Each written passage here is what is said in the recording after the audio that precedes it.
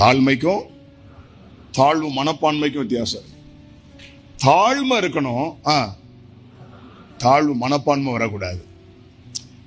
இந்த தாழ்வு மனப்பான்மை நம்மை பலவீனப்படுத்தும், தாழ்மை உயர்த்தும். அப்ப நமக்குள்ள ஒரு தாழ்வு மனப்பான்மை சில நேரத்தில் வரும்.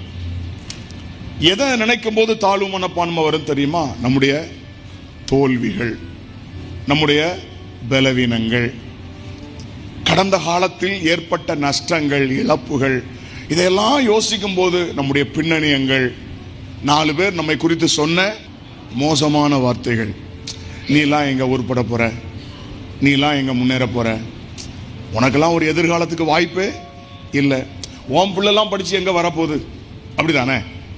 ஸோ இதெல்லாம் நமக்குள்ள எதை உண்டாக்கிச்சு? தாழ்வு மனப்பான்மை உண்டாக்கும். இந்த தாழ்வு மனப்பான்மை நம்முடைய எதிர்கால உயர்வுகளை பாதிக்கும். தாழ்மையா இருக்க சொன்னாரே தவிர தாழ்வு மனப்பான்மைக்குள்ள போகக்கூடாது. உங்களுக்குள்ள இருக்கிற தாழ்வு மனப்பான்மை எடுத்து போடுங்கள்.